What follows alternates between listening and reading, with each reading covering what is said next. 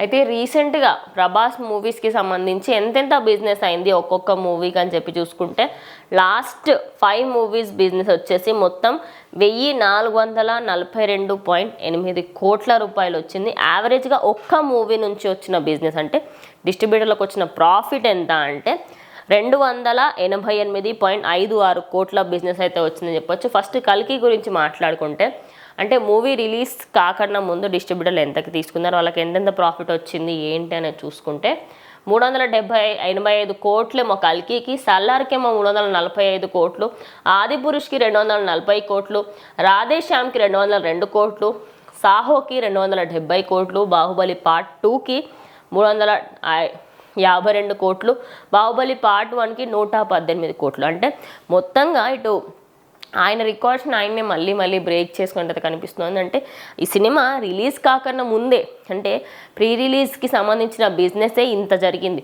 దాని తర్వాత జరిగిన బిజినెస్ అయితే ఇదని చెప్పుకోవచ్చు. మొత్తంగా ఆయన మూవీస్ రీసెంట్గా జరిగిన ప్రతి మూవీస్ బాహుబలి పార్ట్ 1 తర్వాత వచ్చిన అన్ని మూవీస్ కూడా ఆల్మోస్ట్ అన్ని హిట్ అనే చెప్పొచ్చు. అందరికీ ప్రాఫిట్ కూడా బిజినెస్ ఒక్కొక్క మూవీలో వచ్చిన బిజినెస్ వచ్చేసి 288.56 కోట్ల బిజినెస్ అయితే వచ్చింది. ఇప్పుడు వస్తున్న ఈ కల్కి మూవీకి సంబంధించి 385 కోట్ల బిజినెస్ అయితే ఈ మూవీ సంపాదించని చెప్పొచ్చు.